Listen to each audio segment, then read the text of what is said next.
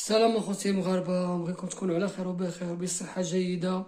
خوتي المغاربه، المغرب برهن العالم بلا منتخب عالمي، وابراهيم دياز مازال غيقول الكلمه ديالو، والصباري مازال غيبين ان شاء الله الموهبه ديالو، ومزراوي لاعب كبير.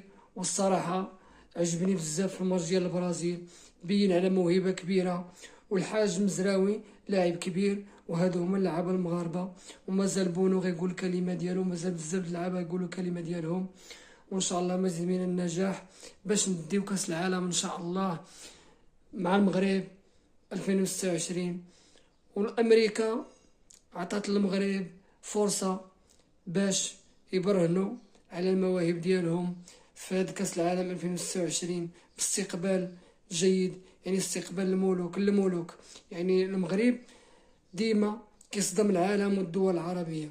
المغرب عنده قيمة كبيرة عند الولايات المتحدة الأمريكية، قيمة كبيرة. وأمريكا عندها قيمة كبيرة عند المغرب.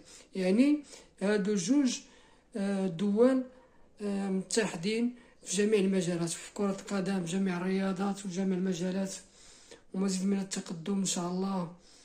والمغرب راه جاي بقوة، وإن شاء الله يزيدوا يفرحوا المغاربة.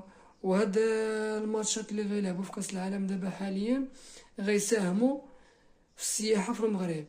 غتدخل العمله الصعبه بهاد الماتشات اللي غيلعب المغرب في امريكا، وغيزيد الاشهار للمغرب. يعني المنتخب راه غيدير الاشهار للمغرب عالميا، ويعني كاع الدول العالم غيولوا يعرفوا المغرب بسبب المنتخب المغربي. وراه في مصلحه المغرب ومصلحه ديال الدول الافريقيه. افريقيا عاد كيولي افريقيين عاد اعترفوا بالله المغرب راه مزيان.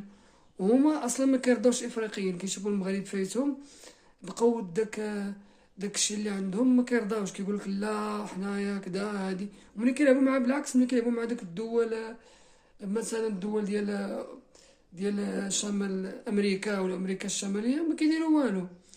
والصراحه المغرب راه ديما غيكون قوي. وتحياتي اخوتي المغاربه، والله يحفظكم، والله يحفظ خليكم وليداتكم. تحياتي اخوتي المغاربه، وشكرا.